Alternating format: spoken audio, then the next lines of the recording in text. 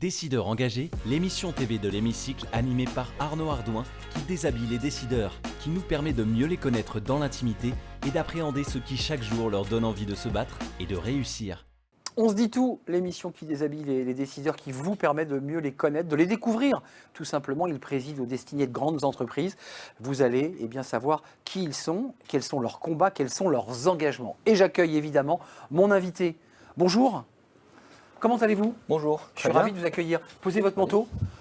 On va discuter évidemment avec vous pour savoir ce que vous faites, qui vous êtes et ce que vous produisez. Allez-y, si vous voulez boire un verre de jus d'orange, il n'y a aucun problème. Je suis ravi de vous accueillir, Bruce Viel. On dit Viel, hein ? Viel. On ne dit pas vieille, on dit Viel. C'est ça. Vous êtes le CEO de Synerlab depuis 2019. Pharmacie, chaîne de production de médicaments, mais plus d'ailleurs, on va en parler avec vous dans quelques instants. Comment on arrive là ? C'est quoi votre parcours ? C'est intéressant parce que je me suis laissé dire que vous aviez d'abord commencé dans la métallurgie. Je me trompe ou pas ? Non, tout à fait. Comment on passe de la métallurgie à des sites de production en Europe, puisque c'est la France et c'est l'Espagne aussi, un Synerlab. Racontez-moi. Eh bien, je suis effectivement un entrepreneur engagé, avec beaucoup de dynamisme, on va dire. J'ai un bagage d'ingénieur en métallurgie et j'ai vécu pendant, on va dire, les 15 premières années de ma vie dans la métallurgie, des environnements assez difficiles. Métallurgie, c'est-à-dire fonderie, fabrication d'acier, de métaux, c'est ça ? Exactement. Fonderie particulièrement. Et en fait, moi, ce qui me caractérise, j'ai deux dominantes. La première, c'est que je ne me fixe pas de limite. Et une des maximes, c'est il ne savait pas que c'était impossible, donc il l'a fait. Donc voilà. il l'a fait. Ça, c'est vous, ça. Ça, j'aime bien ça. Et puis, deuxième chose, j'ai la chance de toujours avoir été soutenu par mes collaborateurs, par mon environnement. Et un jour, un ami m'a dit, tiens, je connais quelqu'un qui cherche quelqu'un dans l'industrie pharmaceutique, est-ce que ça t'intéresserait ? Vous avez dit, mais c'est pas mon domaine. Certes, mais vous êtes dit à la maxime. C'est ça. C'est ça. Voilà. Et donc, j'ai sauté le pas. Et surtout, en fait, finalement, j'ai on va dire une dominante industrielle très forte. L'industrie, que ce soit dans l'automobile, l'industrie pharma ou autre, c'est pareil. Et puis par ailleurs, on manage des hommes et des femmes. Et je suis un amoureux de la transformation des entreprises.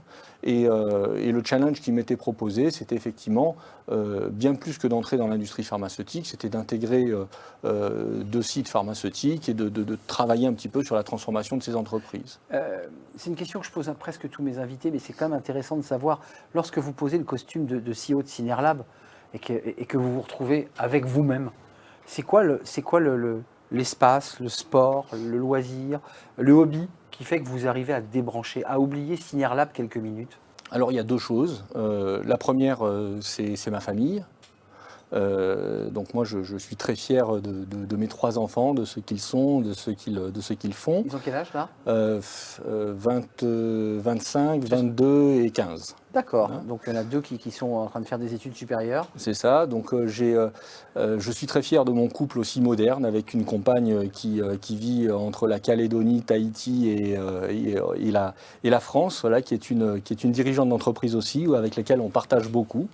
Vous arrivez à vous voir avec les décalages horaires, tout ça ? On se voit avec les décalages horaires, on passe beaucoup de temps en visio, en téléphone, etc. Mais donc ça me permet, c'est mon environnement aussi qui me permet de et ça vous stabilise pour aller plus loin. Ça me stabilise pour aller plus loin. Et puis bien entendu, il y a le sport. Je suis un compétiteur dans l'âme. J'aime bien courir. J'ai fait beaucoup de tennis de table dans ma vie. Enfin voilà, j'aime la compétition. C'est quelque chose. Les challenges me passionnent. Voilà. Là, Synerlab, justement par rapport à la compétition, quel était le cahier des charges et je dirais le défi qui vous était imposé quand vous êtes arrivé en 2019 ? Parce que vous aimez les défis. Quel était le défi chez Synerlab ? Parce que c'est ça qui est intéressant chez vous. C'est que vous aimez la compétition. Vous aimez les challenges. Tout à fait. Donc, Synerlab, en fait, a une particularité dans notre monde, c'est que c'est une agrégation de sites autonomes qui ont été, on va dire, acquis au fil des années.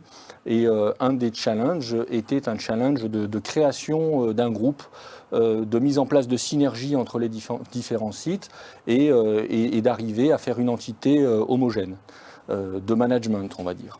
Et donc ce challenge humain m'a particulièrement intéressé. Puis c'est une entreprise sous LBO, il y a une notion d'actionnariat, d'entrepreneuriat. Sur la durée, parce qu'il y a la question de la durée. Quand on est en LBO, on se dit, bon, est-ce que ça va tenir? Est-ce que c'est uniquement pour faire entrer du cash, pour le dire abruptement? Oui, c'est souvent l'image que l'on en a. En fait, le LBO soutient beaucoup le management. Ce sont des investisseurs en fait qui investissent dans un projet porté par le management. Et là, c'est un projet industriel. Et là, c'est un projet industriel, c'est un projet sur le long terme. Nous avons la chance d'avoir deux beaux investisseurs et probablement dans le futur d'autres. Une question quand même, ça aussi en termes de défis, c'est intéressant parce qu'on est dans un contexte de fin de crise Covid. Il y a eu beaucoup de sujets autour de la Big Pharma, de l'explosion de certaines marques. Comment vous vous situez, vous, dans ce marché? Parce que pour ceux qui nous regardent, c'est intéressant, vous agissez un peu en marque blanche. C'est comme ceux qui fabriquent des gâteaux de qualité et puis qu'ensuite, une marque plus connue va les utiliser. Vous êtes un peu en marque blanche, on peut le dire comme ça, sur certains produits pharmaceutiques? Pas exactement, parce que chaque produit est soumis à une autorisation de mise sur le marché qui dépend d'un client. Mais disons que nous sommes un sous-traitant, en fait. Donc, nous développons pour nos clients et nous fabriquons un ensemble de médicaments que nos clients ensuite mettent sur le marché. Et effectivement, une des raisons pour lesquelles ça fait maintenant 15 ans et que j'ai envie de poursuivre cette aventure dans l'industrie pharmaceutique, c'est une industrie dont le sens va de soi et dont on a vu toute la puissance pendant cette période de crise. Et notamment, moi, je salue mes collaborateurs, les pharmaciens, leur courage, parce que malgré tout ce qui s'est passé, il a fallu venir travailler pour continuer à mettre les médicaments sur le marché pour tout un tas d'autres pathologies que le Covid. Juste une question là qui vous concerne directement, je suis sûr que vous la posez. Vous êtes, on le sent, totalement investi dans votre fonction de CEO, passionné par ce que vous faites, vous avez relevé le gant, vous êtes en train véritablement de vous investir. Dans 10 ans, vous vous voyez où? Vous vous voyez à Tahiti avec votre femme sur une plage, tranquille, dans un bel hôtel? Vous êtes devenu restaurateur ou vous avez encore d'autres défis industriels devant vous? Alors non, moi je compte être avec Synerlab, continuer d'accompagner la croissance de Synerlab. Nous avons encore beaucoup de choses à faire, de la croissance organique, de la croissance externe, trouver des investisseurs et en fait voilà, travailler avec mon équipe, c'est ce qui me passionne aussi. Trouver cette harmonie, on va dire, entre la performance, l'exigence d'une performance industrielle, qualité et économique, et puis le bien-être de mes collaborateurs. Vous connaissez la formule de On se dit tout, 4 parties. On va aborder la seconde partie après vous avoir découvert. On va s'intéresser bien à la question des étudiants. C'est tout de suite après le jingle.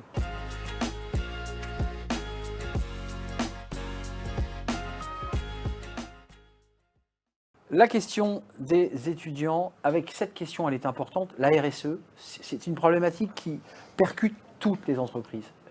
Comment elle se vit? Comment elle est concrète chez vous sur l'ensemble des sites industriels de Synerlab? Comment ça se passe chez vous? Ce qu'il faut savoir, c'est que depuis 30 ans que je travaille, j'ai travaillé également dans des entreprises métallurgiques, dans des fonderies. Et il y a 30 ans, la partie environnementale et toute la réglementation étaient vécues par les dirigeants comme une contrainte énorme, avec presque une forme de rejet en fait.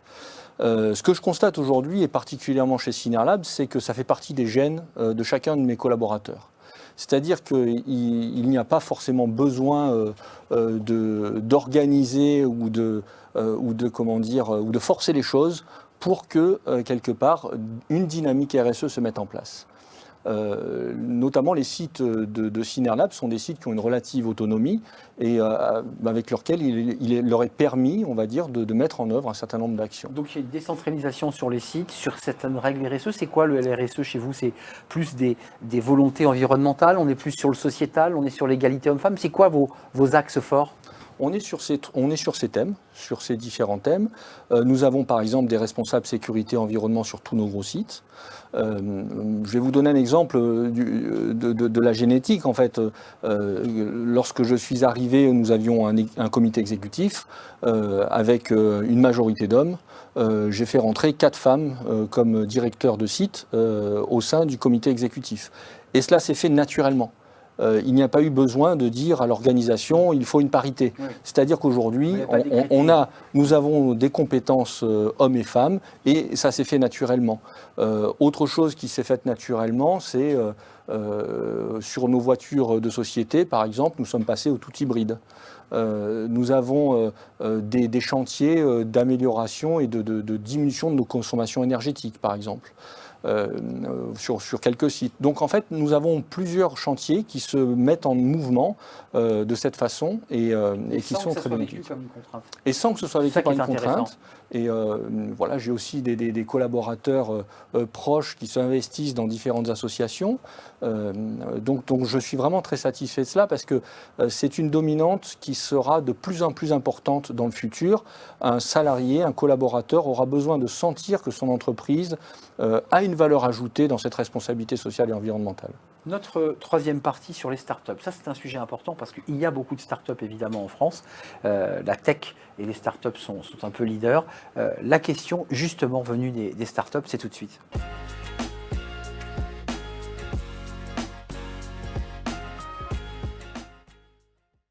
Les startups, elles jouent un rôle important. Elles challenge, elles proposent, on les incube. Et elles peuvent aussi apporter des solutions. Bruce, ça se passe comment dans votre univers, dans l'univers Synerlab? Est-ce que vous êtes connecté avec des startups qui, elles aussi, vous challengent, vous apportent de l'innovation, vous font réfléchir autrement? Tout à fait. Alors déjà, j'aime à dire que Synerlab et la culture que je veux imprimer chez Synerlab, c'est une culture de start-up industrielle. C'est quelque chose qui me plaît beaucoup. J'aime beaucoup ce dynamisme qui émane des startups. Façon de travailler. Cette façon de travailler, collaborative, en réseau, avec des liens hiérarchiques qui sont un petit peu différents que ce qu'on a pu connaître par le passé. Donc j'aime bien cette dimension de travail et je trouve que c'est une façon agile et flexible de travailler. Elles sont intégrées, et elles travaillent en partenariat. Vous êtes connecté avec des startups ou pas? Ou est-ce que vous avez, je dirais, pioché chez les startups leur manière de travailler pour avoir une forme de travail agile qui est très différente?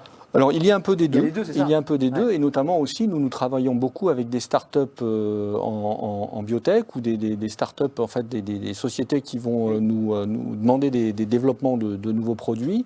Donc, nous avons une connexion assez étroite avec ces sociétés-là. Et puis, en plus de ça, nous avons un axe de développement autour de la digitalisation du groupe.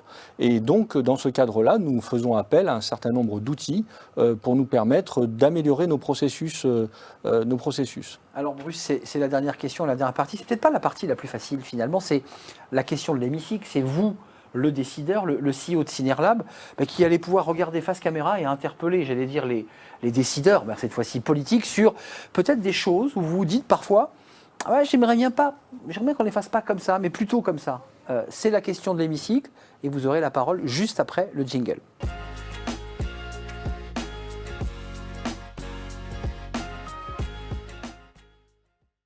La question de l'hémicycle, Bruce, vous avez la parole. Une interpellation, une remarque, une envie de changement, de réforme. La caméra est là et vous avez évidemment la parole.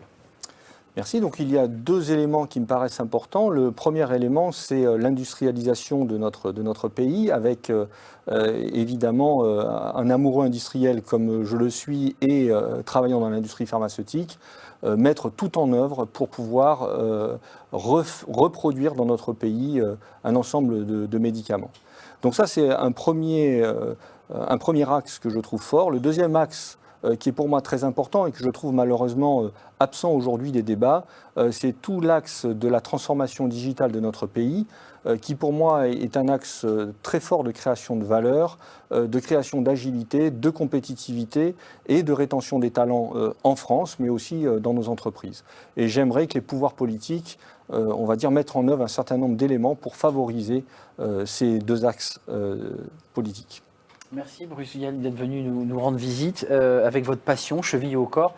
Pas de la pharmacie uniquement, même si aujourd'hui vous êtes le CEO de Synerlab, mais du management de l'entreprise, de la vie de l'entreprise et de ses transformations. Ça, je note. Vous êtes un homme de défi, CEO de Synerlab. Merci de nous avoir rendu visite. Merci de nous avoir tout raconté et tout dit. Voilà, c'est la fin de On se dit tout. On se retrouve évidemment très prochainement. Merci évidemment pour vos remarques, votre fidélité et vos messages. Je vous dis à très bientôt. Bye bye. Décideurs engagés, l'émission TV de l'Hémicycle animée par Arnaud Ardouin qui déshabille les décideurs, qui nous permet de mieux les connaître dans l'intimité et d'appréhender ce qui chaque jour leur donne envie de se battre et de réussir.